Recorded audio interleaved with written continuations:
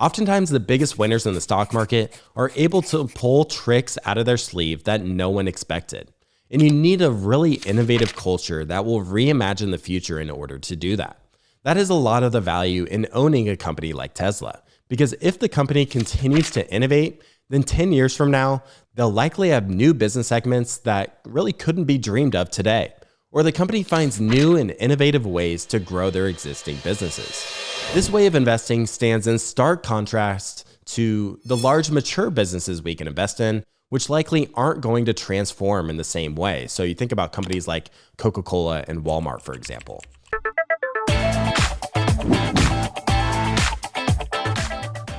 Before we dive into the video, if you've been enjoying the show, be sure to click the subscribe button below so you never miss an episode. It's a free and easy way to support us, and we'd really appreciate it. Thank you so much.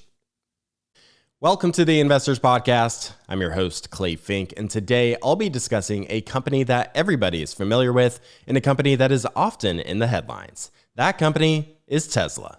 But before I get to Tesla, I thought a good place to start was to talk a little bit about disruptive innovation, since this concept is the name of the game for a company like Tesla. Disruptive companies almost always start out as being misunderstood. The early years tend to be filled with skepticism because they do not neatly fit into the mental models that investors, analysts, and even competitors are used to. The market often tries to evaluate them using traditional metrics and frameworks, but disruption does not play by traditional rules. That gap between perception and reality creates a long runway of doubt before people begin to see what's really happening. And once it's finally obvious to most people what is happening, it's too late to invest and earn outsized returns. Physicist Max Planck once stated, "A new scientific truth does not triumph by convincing its opponents and making them see the light, but rather by its opponents eventually dying, and a new generation grows up that is familiar with it." Or a simpler version of that same quote is, "Science advances one funeral at a time." The same principle often applies to business and investing. Paradigm shifts are rarely embraced by the incumbents or even by the majority of investors at first. New ideas usually look fragile, incomplete, or impractical because they don't yet have the scale or proof points that make them easy to understand. But that's exactly why the payoff can be so large for those who recognize the seismic shifts early. If you've always lived in a world that was composed of transportation on the ground or by water, imagine how crazy it would be if a company claimed that they would be able to safely fly people in the air through commercial aviation. The skepticism would have been overwhelming because it went against everything people thought they knew about travel. Today, an estimated 86% of adults in the United States have flown in an airplane. The history of Tesla fits right into this pattern. For years, skeptics focused on quarterly losses, production challenges, and missed deadlines, or they were anchored in the comparison of Tesla versus the other traditional car manufacturers. But they were missing the bigger picture. Tesla was not just trying to be another car company. It was rebuilding the entire stack with software-driven vehicles, vertically integrated manufacturing, a global charging infrastructure, and harnessing renewable energy. In hindsight, it can be easy to see the seeds of disruption, but in real time, it almost always feels messy and uncertain. One of the reasons these paradigm shifts are so difficult to grasp is that humans naturally think in a linear way. We project the future as a straight line, a little faster, a little better, a little cheaper. But disruptive innovations tend to follow an exponential curve. Progress looks slow and almost invisible at first, then it suddenly takes off at a pace that catches nearly everyone by surprise. Take the growth of the internet or the growth of smartphones. The early years of smartphones were toys in their infancy, and before you know it, nobody can live without checking their phone every hour of the day. This mismatch between linear thinking and exponential reality is exactly why investors underestimate disruptive companies.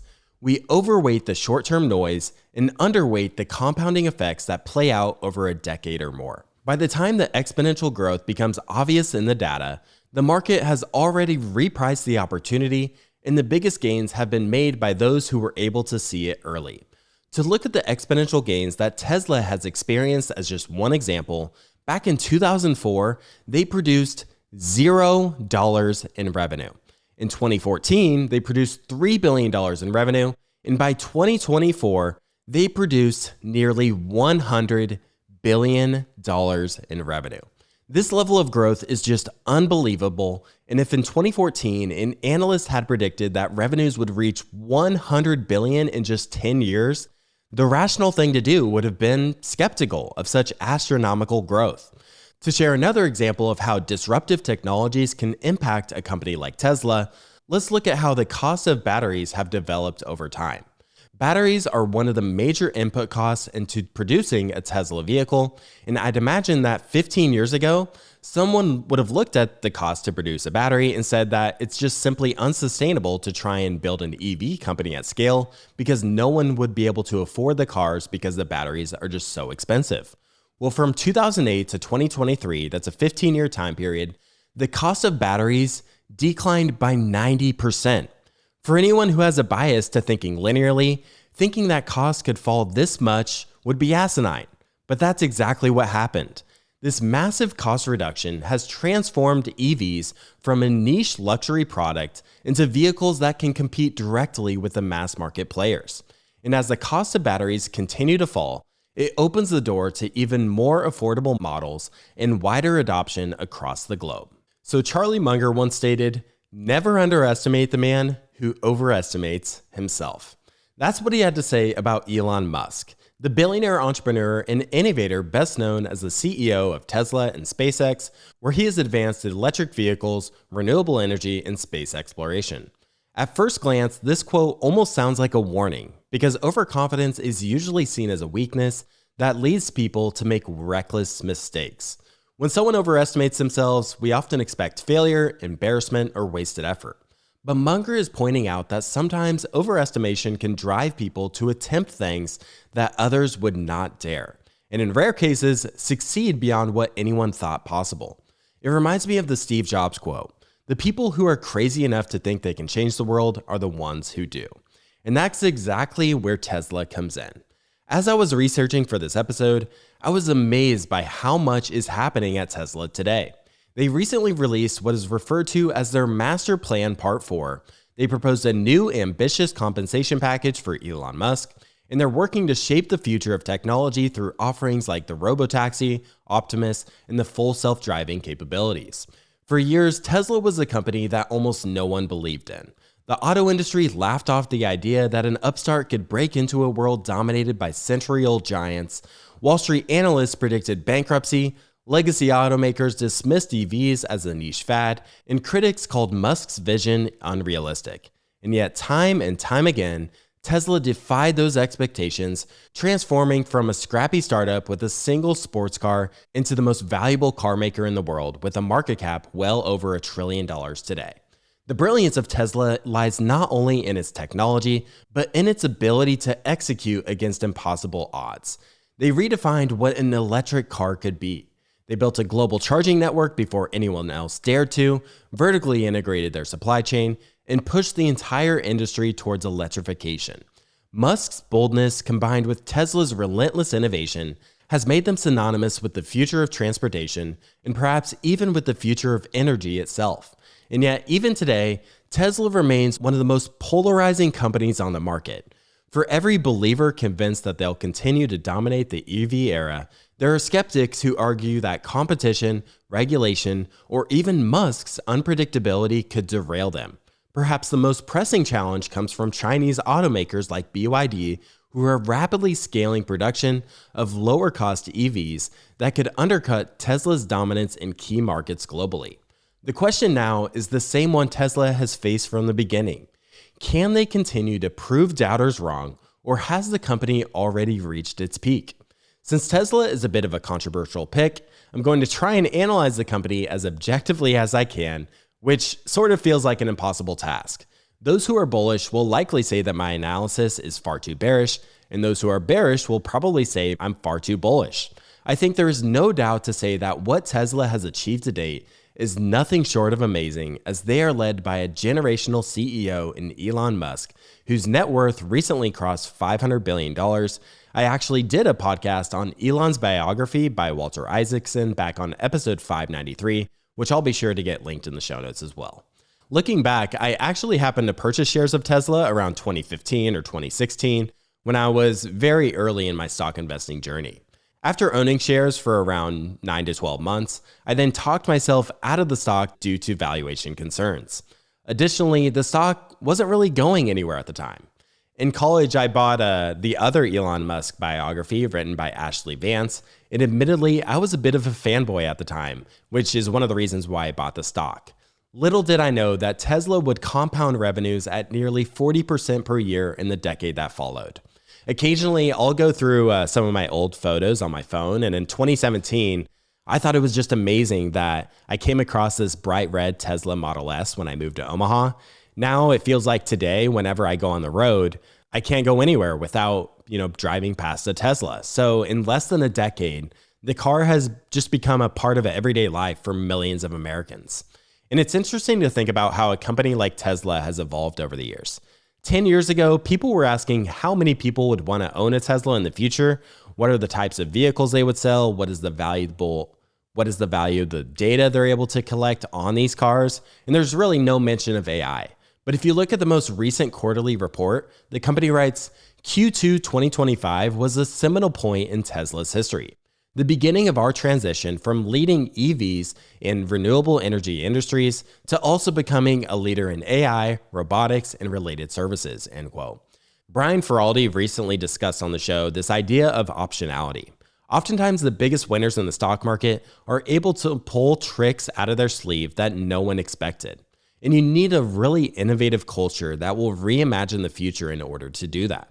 That is a lot of the value in owning a company like Tesla. Because if the company continues to innovate, then 10 years from now, they'll likely have new business segments that really couldn't be dreamed of today. Or the company finds new and innovative ways to grow their existing businesses. This way of investing stands in stark contrast to the large mature businesses we can invest in, which likely aren't going to transform in the same way. So you think about companies like Coca-Cola and Walmart, for example.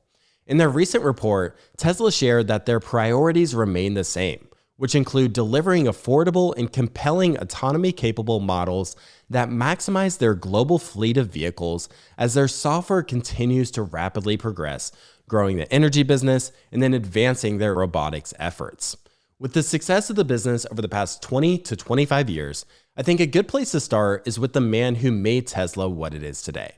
For many people, Tesla is synonymous with the brand that was handcrafted by Elon Musk.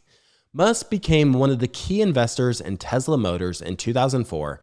Tesla Motors, now known as Tesla, was an electric car company founded by Martin Eberhard and Mark Tarpenning. Tesla unveiled its first car, the Roadster, in 2006, and in 2010, the company went public, raising around $226 million. Elon became the CEO of Tesla in October of 2008 during the height of the financial crisis and remains the CEO today. Musk owns over 700 million shares of Tesla, representing nearly a 20% ownership stake in the company, making him by far the largest shareholder. As of the time of recording, his shares are worth over $300 billion. Elon is no stranger to making the headlines in the past couple of years with his takeover of X and his efforts in helping the federal government to eliminate wasted spending. The most recent headline that is making the rounds is with regards to Musk's compensation. Tesla's board has put forward a 10-year performance compensation plan for Musk that could be worth up to $1 trillion in stock if very aggressive milestones are met. The proposal will be voted on by shareholders at Tesla's annual meeting, which is scheduled for later this year. In an SEC filing, the company wrote, "By introducing innovative and affordable technologies at scale, Tesla can help bring about a society that democratizes autonomous goods and services. As a result, sustainable abundance represents a long-term vision, putting us at a critical inflection point not just as a company, but as a society. We believe that Elon's singular vision is vital to navigating this critical inflection point. And as a result, the importance of having a leader who is not only willing and capable, but eager to meet this challenge. Simply put, retaining and incentivizing Elon is fundamental to Tesla achieving these goals and becoming the most valuable company in history, end quote. I mean, what a statement. It should be no surprise those are some bold statements. The company has tied the compensation to a number of benchmarks over the next 10 years, a few of which I'll list here. Tesla's overall valuation would need to increase from about $1 trillion to more than $8 trillion. 20 million vehicles will need to be delivered. 1 million self-driving robotaxis will need to be produced, and the company would need to manufacture 1 million of their humanoid robots, otherwise known as Optimus, which are currently under development.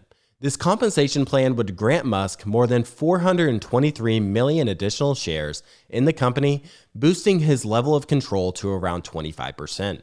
However, Musk's previous compensation plan has received pushback. In 2018, Tesla investors filed a lawsuit challenging Musk's $56 billion pay package, alleging that he and the company's board had breached their fiduciary duties. In August, Tesla stated that they would be granting Musk shares totaling around $29 billion. The size of this new compensation plan is simply unprecedented, as $1 trillion in compensation over 10 years is orders of magnitude larger than almost any prior CEO pay plan in US corporate history. This is really an attempt from the board to do a couple of things. First is to try and keep Elon around for an extended period of time, as the compensation plan is over the next 10 years. And second, they want to try and keep his focus on Tesla, as we all know that he likes to have his attention on multiple huge projects all at once. And with these ambitious targets, he won't be given much leeway to work on other big projects, though I certainly wouldn't be surprised if he continues to work on other projects as he always has. It was the end of 2023 that I read the new Musk biography by Walter Isaacson, and it's just amazing to me how many times there were where Tesla about died. And if it weren't for Elon Musk, I would say that there's no doubt that this company would not be around, at least anywhere near where it's at today, as he slept on factory floors to meet deadlines and just willed his way to survive and thrive. It should be no surprise that Tesla's board thinks very highly of Musk. Tesla's board chair, Robin Denholm, stated in a message to shareholders the following: Tesla is not led by an ordinary CEO. It is led by a CEO who has proven his ability to create extraordinary growth and value several times over. Elon Musk is a once-in-a-generation visionary, and under his continued leadership, we have the potential to become the most valuable company in history. But this requires a one-of-a-kind compensation structure that both retains and incentivizes him to make our vision a reality. Our board's special committee designed a 2025 CEO Performance Award to retain, motivate, and incentivize Elon in a way that will be 100% aligned with Tesla shareholders. Building upon the successful framework of the 2018 CEO Performance Award, we have created a pay-for-performance compensation plan that will deliver tremendous value for shareholders. In other words, Elon will receive zero compensation unless and until shareholders realize substantial value. Elon only gets compensated if shareholders win and win big, end quote. Despite the optimism from Denholm here, Tesla's growth in recent years has been fairly lackluster. After experiencing rapid growth in the years leading up to 2022, sales are only up modestly since then, as they've seen slowing growth in both of their major markets, the US and China. Zooming into the $8 trillion market cap that they're targeting in 10 years, if we assume that Tesla will be able to achieve the extraordinary growth that they would like to, and the company trades at a PE multiple of 50 times earnings at the time, then that would mean that they would need to generate operating profits of $150 billion based on those assumptions. And that's even with a lofty PE multiple. Today, Tesla generates just shy of $100 billion in revenue. So it's no doubt that this level of growth will just be a super extraordinarily tall task for Elon. But this is really nothing new for him. One of the takeaways that I picked up from that Isaacson biography was that once Elon starts to get comfortable, he then wants to take on more projects than any rational person would assume they could handle. And I think this compensation package is just an example of that. 10 years ago, countless analysts would have said that it would be impossible for Tesla to become a $1 trillion company, which they've of course achieved. But Elon does not stop there. He wants to become the most valuable company and the most innovative company in the world. Next, let's transition here to discuss the automotive business. Tesla's vehicle sales remain the foundation of the business, accounting for the majority of revenue. Most of the vehicle sales come from the Model 3 and the Model Y. The Model 3 is their more affordable compact sedan that starts out at a price of $42,000 before any tax incentives, while the Model Y is their compact SUV that offers more space, versatility, and range, starting at a base price of around $45,000 before tax incentives. In fact, the Model Y is one of the best-selling vehicles in the world, not just among EVs, but across all categories. Other models they sell are the Model X, their premium SUV, the Model S, which is their high-end sedan, and the infamous Cybertruck, which is the newest vehicle they released in late 2023. Although I could never imagine myself driving a Cybertruck, I think it's proof that Tesla is still a company that is willing to push the boundaries of engineering and style and simply do things differently. When I look at the automotive industry, I can't help but notice how essentially all car manufacturers here in the US appear to simply be copying each other. In a sea of Me Too players, Tesla is a company that clearly stands out with pretty much every single vehicle they've produced. They do not accept the status quo, they question all conventional wisdom, and that is one thing I really appreciate about their approach to business. In the near future, there's rumors that Tesla will soon launch more affordable electric vehicles below a $30,000 price point. This strategy ties back to Elon Musk's original master plan, which he published in 2006. The idea was simple. Start by selling a high-end sports car, then use that money to build a more affordable luxury sedan, and eventually roll profits into mass-market vehicles that could accelerate the world's transition to sustainable energy. Looking at today's lineup, you can see that vision playing out. From the early Roadster to the premium Model S and Model X, and finally to the mass market Model 3 and Model Y, and even with the Cybertruck, while it's a bit of a wild card, it fits the mold of pushing innovation forward while expanding Tesla's reach into new segments, and in many ways, the potential launch of a sub $30,000 Tesla would mark the final step in fulfilling that original plan.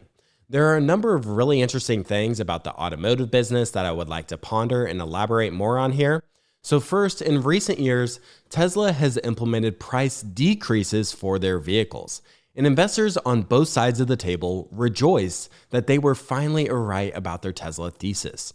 The bears claim that Tesla was facing tough competition, especially outside of the US, and there was potentially some concerns around demand post-COVID after we saw inflation come around, and Tesla has some margin to give in terms of price to try and keep their revenues growing. However, some Tesla bulls claim that Tesla is simply following the scaled economy shared playbook where as they grow, they're able to pass on more savings to customers. So, as Tesla increases their level of vertical integration, costs per unit fall and they can simply pass those cost savings along to customers while keeping margins at a sustainable level. The magic of the scaled economy share model is that it's recursive. Lower prices bring in more customers, which allows them to increase their scale advantage even more, allowing them to lower prices further. With that said, Tesla's gross profit margins are near their lowest level in the past 10 years. So it does seem that competition is playing a role here, as you tend to see in capitalism, and they are not seeing substantial benefits to their massive scale, at least yet anyways. Jim Rohn once said that you're the average of the 5 people you spend the most time with, and I really could not agree with him more. And one of my favorite things about being a host of this show is having the opportunity to connect with high quality, like-minded people in the value investing community. Each year, we host live, in-person events in Omaha and New York City for our TIP Mastermind community, giving our members that exact opportunity. Back in May during the Berkshire weekend, we gathered for a couple of dinners and social hours and also hosted a bus tour to give our members the full Omaha experience. And in the second weekend of October 2025, we'll be getting together in New York City for 2 dinners and socials, as well as exploring the city and gathering at the Vanderbilt 1 Observatory. Our mastermind community has around 120 members, and we're capping the group at 150, and many of these members are entrepreneurs, private investors, or investment professionals. And like myself, they're eager to connect with kindred spirits. It's an excellent opportunity to connect with like-minded people on a deeper level. So if you'd like to check out what the community has to offer, and meet with around 30 or 40 of us in New York City in October, be sure to head to theinvestorspodcast.com/mastermind to apply to join the community. That's theinvestorspodcast.com/mastermind, or simply click the link in the description below. If you enjoy excellent breakdowns on individual stocks, then you need to check out the Intrinsic Value podcast hosted by Sean O'Malley and Daniel Malka. Each week, Sean and Daniel do in-depth analysis on a company's business model and competitive advantages, and in real time, they build out the intrinsic value portfolio for you to follow along as they search for value in the market. So far, they've done analysis on great businesses like John Deere, Ulta Beauty, AutoZone, and Airbnb, and I recommend starting with the episode on Nintendo, the global powerhouse in gaming. It's rare to find a show that consistently publishes high-quality, comprehensive deep dives that cover all of the aspects of a business from an investment perspective. Go follow the Intrinsic Value podcast on your favorite podcasting app and discover the next stock to add to your portfolio or watch list. However, as I alluded to, Tesla's automotive segment is vertically integrated as they manufacture their own batteries at scale, design their own software, and control much of the distribution and servicing by bypassing the traditional dealership model. This level of control allows Tesla to maintain higher margins than most automakers, while also giving them flexibility to adjust prices in response to market conditions. Another example of Tesla taking a different approach than other auto manufacturers is bypassing the traditional dealership model. This really gave Tesla complete control over the customer experience. So back in 2018, I took a trip down to Kansas City with my immediate family, and I had one morning free, so I decided to stop by a Tesla showroom and test drive a Model S. I remember the experience quite vividly. When I walked into the showroom, it really didn't feel anything like stepping into your typical car dealership at all. There was no pressure and no salesperson trying to upsell you on options that you don't need. Instead, it felt almost like walking into an Apple store. It was clean, minimalist, and it focused entirely on the customer experience. The Tesla rep I met was incredibly knowledgeable, not just about the specs of the car, but about the bigger vision behind Tesla. He wasn't just selling a car. He was telling a story of a company redefining what driving could mean. Hopping into the driver's seat of the Model S was an experience in itself too. The premium seat cushions immediately caught my attention. They hugged me just enough to feel sporty, yet the leather was soft and luxurious, almost like sinking into a high-end lounge chair. The steering wheel had a supple feel to it as well, and the overall interior just had a totally different aura to it. Similar to how we experience the iPhone and how it has this very intentional design that's very modern, easy to use and enjoy. Quality has its own frequency, and I sensed that frequency when I first sat down in a Model S. Instead of dozens of buttons, knobs, and dials, everything was centered around this massive single touchscreen in the middle of the dashboard. At first, it almost felt futuristic, but within minutes, it was actually pretty intuitive. That screen controlled everything from the climate, navigation, media, and the sunroof. It was clean, efficient, and unlike anything I'd ever seen in a car before. When it came time to drive, the smoothness of the ride really blew me away. I remember getting onto the interstate on-ramp, pressing the accelerator, and instantly feeling that surge of torque. There was no hesitation or lag with the acceleration, and one of the things that's most different about Tesla vehicles is that when they accelerate, it's almost silent. So you don't have the loud revving engine noise that you're used to in hearing in a gas-powered car. My dad was in the back seat of the Model S. He was next to my mom and my brother, and he actually caught a video of me punching the accelerator while my mom was halfway freaking out since she thought that another car was on the highway going to be entering the same lane as us.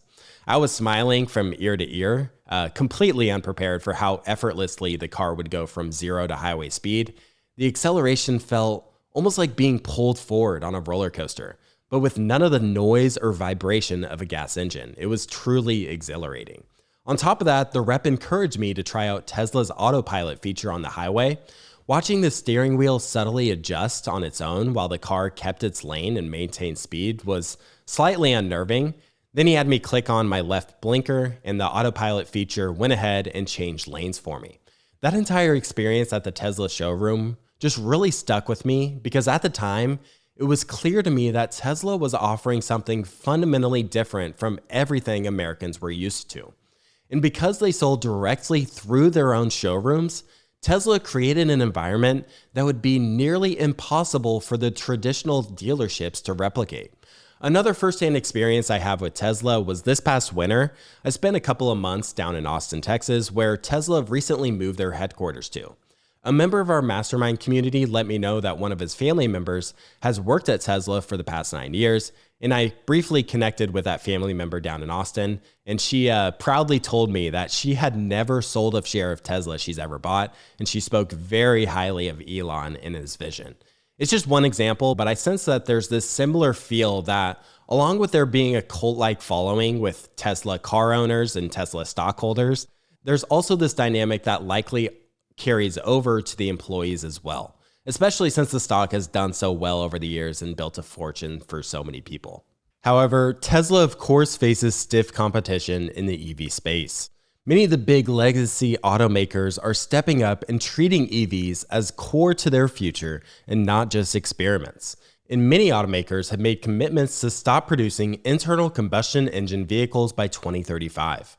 In the US, GM has been rolling out EV versions of some of its most popular vehicles like the Chevy Silverado and Blazer, aiming to compete head-on with Tesla in the mass market. Ford has also leaned heavily into F-150 Lightning and Mustang Mach-E, which are designed to appeal to longtime truck and performance car buyers, making the switch to electric. Hyundai and Kia have gained traction with sleek, tech-forward models that are gaining traction. While Tesla still dominates overall EV sales, these competitors are steadily chipping away at market share with broader lineups and aggressive pricing strategies. Back in 2020, Tesla held over 70% market share for EVs in the US, and today that figure is closer to 40%. But I think the most important competitor to highlight is one that is not based in the US, and that is BYD. BYD has quickly become Tesla's biggest rival on the global stage, even overtaking Tesla in EV sales in late 2023. BYD is also a vertically integrated manufacturer as they produce their own batteries, chips, and many other components, which allows them to keep costs extremely low. One of the striking differences between BYD and Tesla is pricing. Your typical buyer of a Tesla vehicle in the US is paying around $50,000 to $70,000, depending on the vehicle they select and the add-ons they decide to pay up for. If someone is paying for a BYD vehicle in China, they tend to pay around $10,000 or potentially even less. However, upgraded versions may cost upwards of $20,000 to $35,000, but this is still significantly less than Tesla. In China, BYD dominates with both battery electric vehicles and plug-in hybrids, and their scale gives them cost advantages that are hard for Tesla to match. They've also been aggressively expanding into Europe, Latin America, and Southeast Asia, building factories in places like Hungary and Brazil to get closer to end markets. The US market is a different story though. Tariffs on Chinese-made EVs have kept BYD out of the US for now, and earlier this year, they even shelved plans for a Mexico factory that could have served as a backdoor into the American market. That means Tesla is relatively insulated from BYD in its home market, but everywhere else, the two are colliding head-on, metaphorically speaking. I think that BYD will make it difficult for Tesla to expand into new markets across the globe. BYD is pretty aggressive in their pricing strategies, so they're putting pressure on Tesla to keep innovating and lowering their input costs in order to protect margins and continue growing.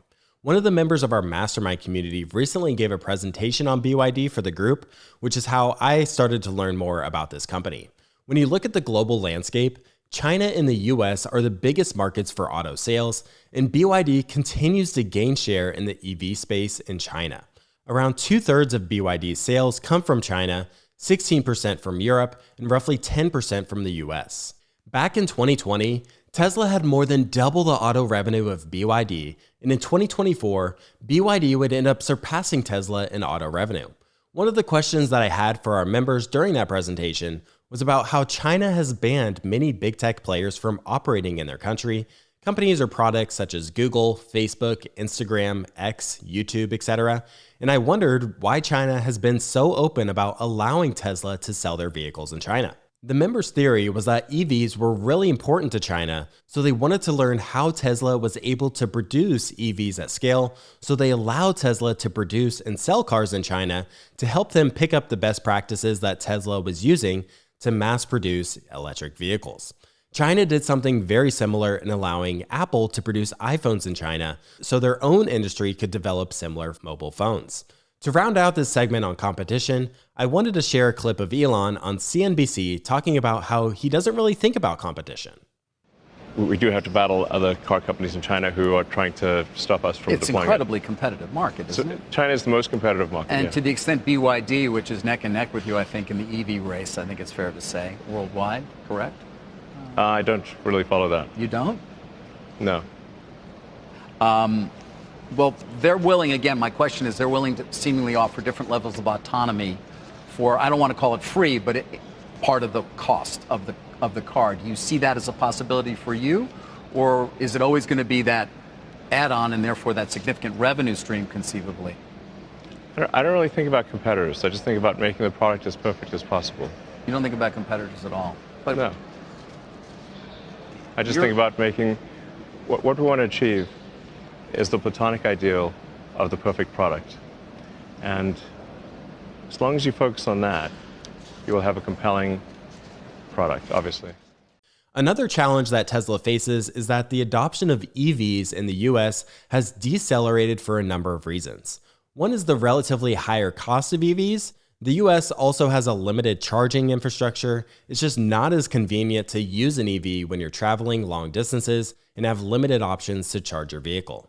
One of the advantages that Tesla has in the US is their extensive charger network that they've built. Unlike other automakers, Tesla built out a nationwide supercharger system early, giving their drivers reliable access to fast charging. Now, with nearly every major EV brand adopting Tesla's charging standard, the network is set to become the default backbone of the EV infrastructure in the US.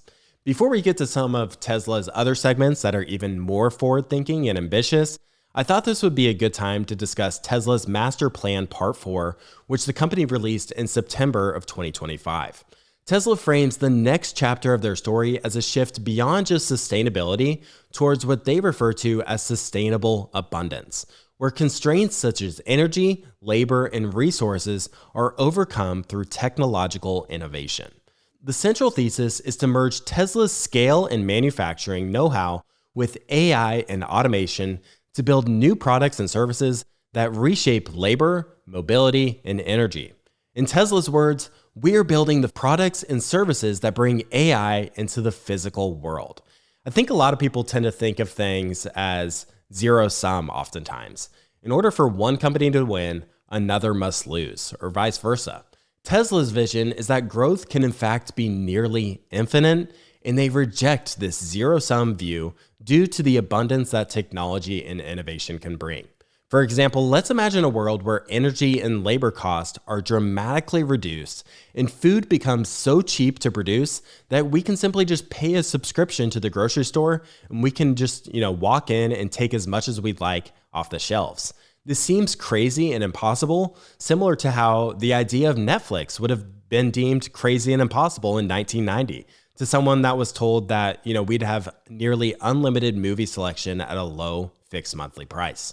One notable criticism of the Master Plan Part 4 is that it lacks the concrete roadmaps, production targets, and timelines that characterize Tesla's early master plans. So it reads a bit more like a philosophical manifesto than an operational blueprint. There's also a noticeable tension with Tesla's past focus. While earlier master plans centered around specific vehicles, scaling EV production, and expanding their charging infrastructure, this latest plan shifts their attention towards AI, robotics, and automation as the new frontiers of value creation. And given how much the market is currently rewarding anything tied to AI, some see this as a strategic move by Tesla to align its narrative with the dominant investor theme. So it's a way to ride the AI wave and help sustain its lofty valuation in some people's minds. In short, the Master Plan Part 4 highlights the shift in Tesla's focus from releasing new models of automobiles to being a leader in developing these broader transformations in how society operates and embedding AI into the physical world. All right, so jumping here to some of Tesla's other segments outside of EVs, let's move to the energy segment. In recent years, Tesla's energy generation and storage segment has also seen rapid growth. Since 2020, revenue for this segment has grown from $2 billion to nearly $10 billion last year, representing a 38% compounded annual growth rate. Tesla's energy generation and storage division includes products like solar panels, the solar roof, and storage systems such as the Powerwall for homes, the Power Pack for businesses, and the massive Megapack for utilities. This segment aligns with Tesla's mission, which is to accelerate the world's transition to sustainable energy by not only producing clean electricity, but also storing it efficiently for when the sun is not shining and the wind is not blowing. When it comes to renewable energy, one of the big challenges that businesses face is the storage cost. Batteries have historically been expensive, making it tough to scale, and batteries are an area where Tesla has been forced to innovate because one of the issues with some of the earlier models of vehicles was that they weren't able to get batteries on the vehicle that could store enough power for them to travel long distances. So Tesla took it upon themselves to invest heavily in vertical integration and designing their own battery cells to reduce the cost per kilowatt hour while increasing energy density. They've been able to produce batteries at scale through their dedicated factory in Lathrop, California, and they have plans to expand production to China. The battery technology they've developed is just another example of Musk thinking outside the box and defying conventional wisdom. It reminds me a bit of the quote he shared, "If conventional thinking makes your mission impossible, then unconventional thinking is necessary." Tesla's energy segment pairs well with the auto business because as batteries improve and manufacturing continues to scale, the cost to produce each vehicle will continue to decline. The energy segment's gross margins have been improving as of late and has surpassed that of the auto business in recent quarters. And Musk has hinted that the energy segment could one day rival the auto segment in terms of revenue. But the biggest Tesla bulls believe that the majority of the value in the future will come from Optimus. Tesla's Optimus is designed to perform tasks that humans generally don't want to do. Think about tasks that are unsafe, repetitive, or boring. I think if you ask most people, they would rather not do things like prepare meals, do the dishes, run your clothes through the laundry, clean your house, etc. I can't imagine how much time I would save in a year if I could remove the need for those tasks. And this is exactly the type of work that Optimus is built for. Optimus stands at about 5 feet, 8 inches tall and weighs around 160 pounds, and it's built with Tesla's expertise in AI, robotics, and manufacturing. The robot is equipped with cameras, sensors, and Tesla's full self-driving computer for navigation and interaction with its environment. Elon has long been vocal about declining birth rates in developed countries, and Optimus could serve to fill the gaps in labor shortages and help transform industries through automation. This year, Morgan Stanley published a report that forecasted the humanoid industry will produce 1 billion humanoid robots and $5 trillion in revenue by 2050. Now, of course, no one has a crystal ball, and reality will likely be much different than that, and even Morgan Stanley's estimates vary drastically from year to year, but it seems practical that a robot like Optimus could play a major role in society and drastically improve the quality of life for us all. It even seems a little bit scary to think about. If Tesla is able to be at the forefront of humanoid robotics, then this could be an absolutely massive opportunity for them to capitalize on. In fact, just a few weeks back, Elon posted on X that around 80% of Tesla's value will be from Optimus. So of course, Elon sees the opportunity here. Most will be skeptical that so much value will come from a product that doesn't exist yet, but remember that there was a day when there were no coffee shops in most countries, and today we have Starbucks, which has a market value of $100 billion. And a couple of decades ago, people got by just fine with flip phones or no mobile phones at all. Then came along Apple and the iPhone in 2007, which seemed like a luxury gadget at the time. Today, Apple is worth over $2 trillion, and smartphones are practically an extension of ourselves. The lesson is clear. It's that truly innovative companies don't just create products, they create entire markets, and with that comes extraordinary shareholder value. Optimus has started to come into the limelight after last year when Tesla hosted a We Robot event in October, where Optimus was used to serve drinks, provide entertainment, and mingle with attendees. It was quite funny, and Musk was on stage talking about full self-driving, the Robotaxi, the Robo-van, and then he went on to discuss Optimus. And then a handful of these Optimus robots came walking out. He then shared that he estimates that Optimus at full-scale production will cost less than half than a car, so around $20,000 to $30,000. Quoting Elon here, he stated, "And what can it do? It'll basically do anything you want. It can be a teacher, babysit your kids, walk your dog, mow your lawn, get groceries, just be your friend, or serve drinks. Whatever you can think of, it will do. I think this will be the biggest product ever of any kind," end quote. Musk was also recently interviewed on CNBC, where he discussed that he sees tens of billions of robots coming in our future and how he believes that it will be the biggest product ever.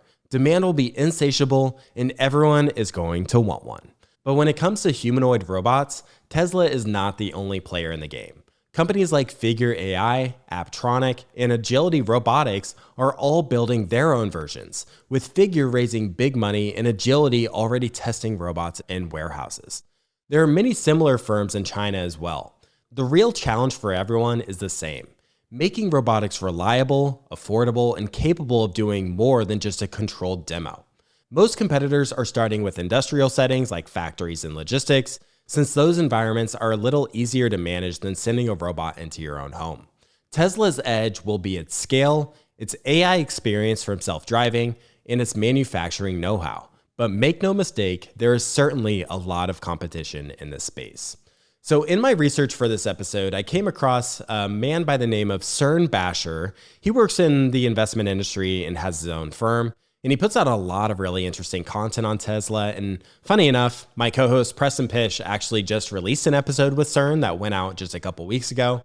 Based on some of the videos I've seen, Cern is one of the biggest Tesla bulls out there.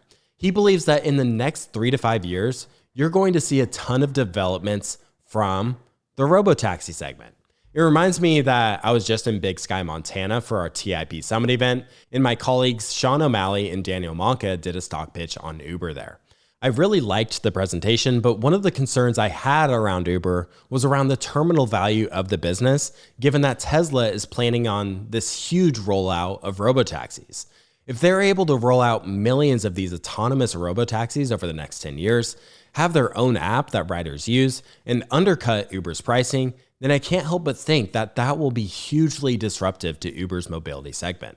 In Cern's conversation with Preston, he even threw out the idea that eventually the cost of energy will be so low that people may be able to get rides for free, and users will be served ads in the vehicle to help cover the costs. So it's similar to how we use Google, Facebook, Gmail, or even Spotify or YouTube today at no cost, assuming you're looking at the freemium model and you're being delivered ads.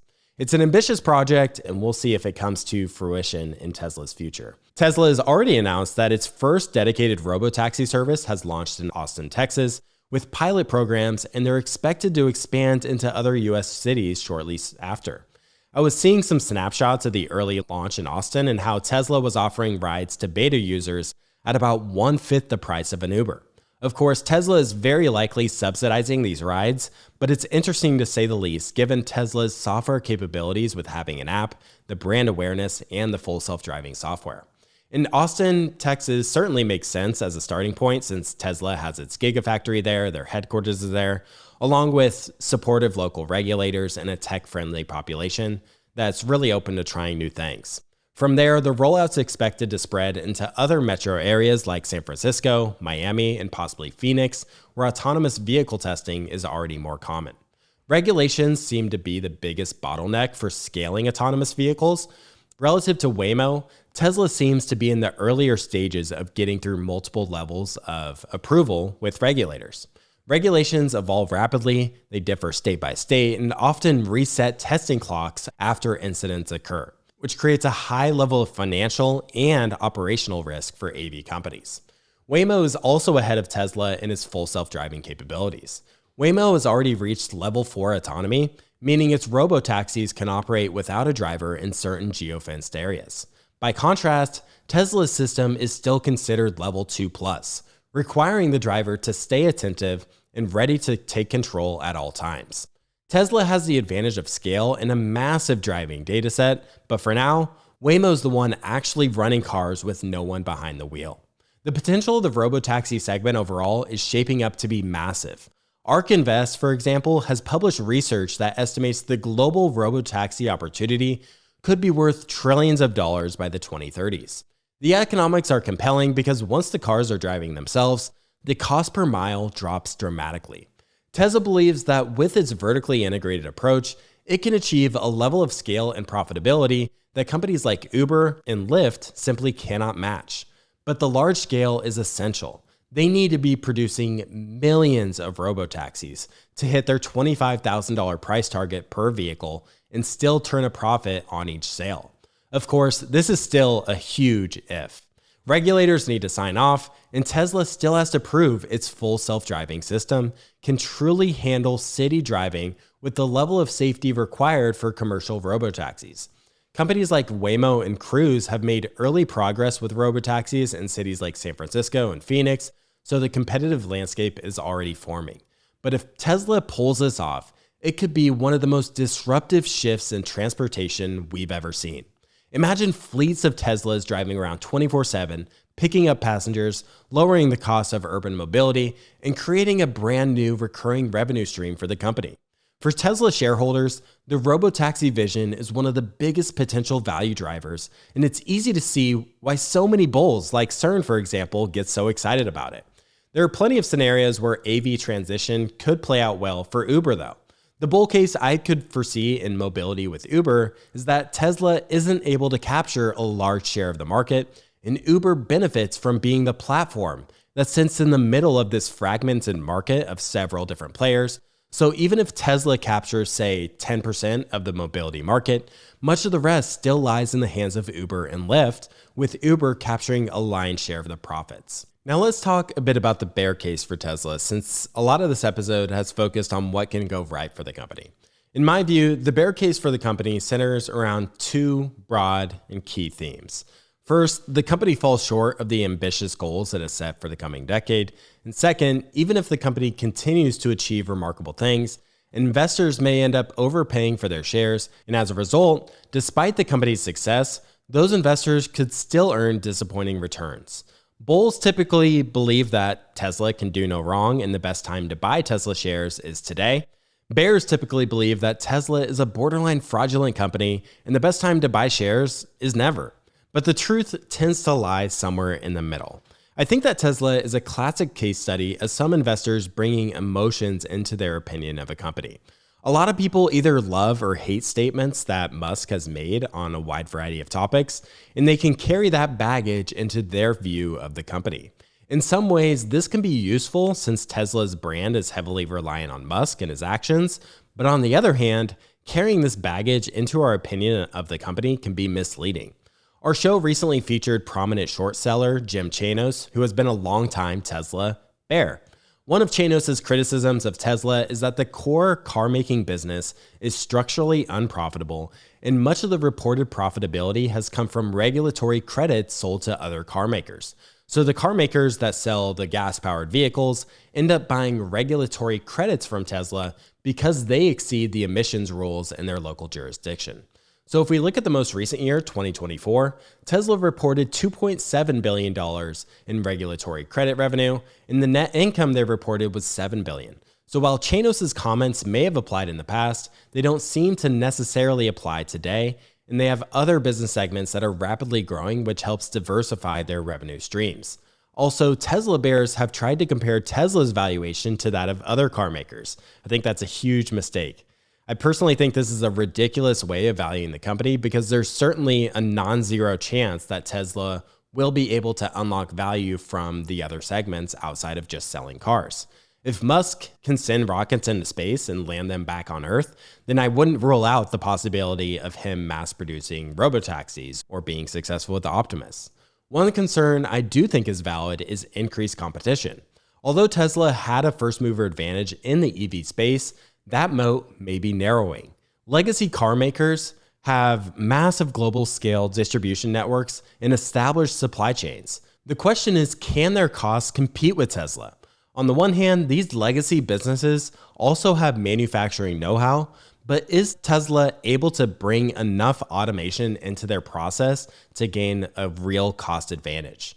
This is one area I think Tesla is lacking when compared to a company like BYD, which is able to sell their EVs at a much cheaper price. Although some consumers in the US will be loyal to the Tesla brand, it seems that the EV space overall is becoming more and more commoditized as more and more players enter the market and center their strategy around EVs. I think bulls initially sort of had this optimistic view that Tesla will dominate EVs. They'll be, the main player. Everyone's going to want an EV. They'll roll out these affordable cars and capture more than 50% market share. But reality today is really nowhere near that. In 2024, there were just shy of 16 million cars sold here in the United States, and based on the numbers I'm seeing, Tesla vehicle sales accounted for just 4% of that volume. Additionally, their share in the EV space specifically has declined in each of the past 5 years. Truth be told, that the auto business is just a ruthless industry with low margins and high cyclicality. The last point on the bear case here I'll mention is related to Elon Musk's style of governance. Let's take the example of full self-driving. Back in 2015, Musk stated in an interview, "We'll have complete autonomy in about 2 years." In 2016, he said, "A Tesla will be able to drive from LA to New York without the need for a single touch by the end of 2017. In 2017, Musk said that within about 2 years, Tesla owners would be able to fall asleep in their cars and wake up at their destination. At Tesla's 2019 Autonomy Day, Musk declared that Tesla would have over 1 million robotaxis on the road by 2020. In early 2020 earnings calls and interviews, Musk promised that full self-driving would be feature complete by the end of 2020. So essentially, over an extended time period, he has said that FSD was 1 to 2 years away. My point isn't whether Tesla does or doesn't have full self-driving capabilities. That to me is just inevitable and it's going to be coming to the roads. My point is that given Musk's track record of making predictions, how can we put any weight on anything he says about the future from here? I would personally rather have a CEO who underpromises and overdelivers rather than the other way around. I think it would be safe to take anything that Musk says with a grain of salt because he has this incentive to get investors excited and keep the stock price propped up with lofty expectations about the future. I don't know whether Tesla will be a massive success or a total flop, but when I think of Tesla, I think about the concept of the capacity to suffer. The best businesses are able to have the capacity to suffer and simply do things that no one else is willing to do. I think about two companies that embody this concept really well. It's Tesla and NVIDIA. NVIDIA's founder, Jensen Huang, has said, "Greatness comes from character, and character is not formed out of smart people. It's formed out of people who suffered." If you read that Walter Isaacson biography on Musk, you know that Elon has gone through just so much pain in trying to make Tesla and SpaceX successful. In many ways, Musk is essentially wired to seek out pain and hardship. Whenever he gets comfortable, he always takes on a new and ambitious project. In other words, he always takes on more pain. Back during the great financial crisis, Tesla wasn't producing the Roadster profitably, and raising new money at this time was incredibly difficult. So Musk went through what he referred to as manufacturing hell in order to figure out how to bring down costs enough to turn a profit on these vehicles. He eventually went into just desperation mode, asking friends, family, and Tesla employees for money to keep the company afloat. Musk stated at the time, "I was working every day, all night, all day, in a situation that required me to pull a rabbit out of the hat. Now do it again, now do it again," end quote. So I think there's something to be said about having that capacity to suffer and being willing to do what no one else will do. When I look at Tesla's valuation, I very much still see this as somewhat of a story stock. The company has to achieve significant feats in the future to justify today's valuation of around $1.4 trillion or $440 per share. When I look at their price to sales metric, for example, we're sitting at around 15 today. Over the past 5 years, this has gone as high as 27 and as low as 4.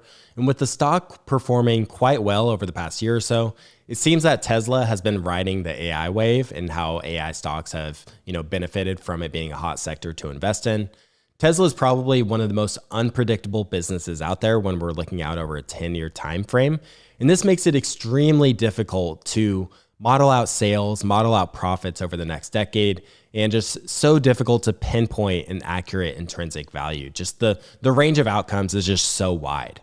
With that said, I could see this potentially being a worthwhile investment, especially if you're able to get it during the market dislocations, as this is a very volatile stock. Back in January of 2023, the stock was down over 70% from its high, and just in April of this year, 2025, the stock was down nearly 50% from its high. Perhaps the auto business and energy business alone will be able to justify today's valuation with a significant increase in sales and profits over the next decade, but the real money is likely to be made in their optionality.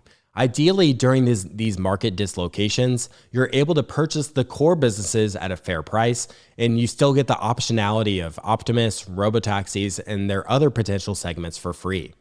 With all that said, few businesses in history have pushed the boundaries of technology in manufacturing quite like Tesla. Through relentless innovation and a willingness to take on impossible challenges, Elon Musk has proven himself to be a truly generational CEO. One who redefines entire industries rather than merely competing within them. While the road ahead will surely have bumps, Tesla's story reminds us that extraordinary results often come from those willing to think unconventionally and continue to push the limits of their capacity to suffer. One of my favorite things that my colleagues Sean and Daniel do over at the Intrinsic Value podcast is close out each episode with a quote. And I thought there was no better way to close out this episode than with a few quotes from Elon Musk. The first one is related to investing. It's okay to have your eggs in one basket as long as you control what happens to that basket. The second one is about being an entrepreneur. Being an entrepreneur is like eating glass and staring into the abyss of death. And finally, the last one is about life. When something is important enough, you do it even if the odds are not in your favor. The last thing I'll say about Tesla is that it feels like with Tesla's early pursuit of EVs, the whole world was waiting for them to fail. Everyone was skeptical of them being able to turn profitable. Short sellers tried to burn their brand and reputation to the ground, and legacy car manufacturers sat on the sidelines as Tesla built innovative new models. Now today, Tesla is pursuing massive opportunities in energy, robotaxis, and Optimus, and it still feels like many are waiting for them to fail in these pursuits. As I mentioned at the top of the episode, Munger shared to never underestimate the man who overestimates himself. With that, I think we'll close out the episode on that note. Thank you for tuning in to today's episode on Tesla. If you're a Tesla bull or bear or just have some interesting research or information about the company, feel free to shoot me a note on LinkedIn or email me at clay@theinvestorspodcast.com. I'd love to hear from you and learn more about this fascinating company. With that, thanks again for tuning in, and I hope to see you again next week. And you'll find throughout this book that Elon essentially never becomes content in the operation of his businesses. Today, he's heavily involved in running 6 companies, which is practically unheard of. And he's wired much differently than even your typical entrepreneur. Elon also developed a very, very high tolerance for risk. Peter Thiel once said that Elon wants risk for its own sake. He seems to enjoy it and at times even be addicted to it.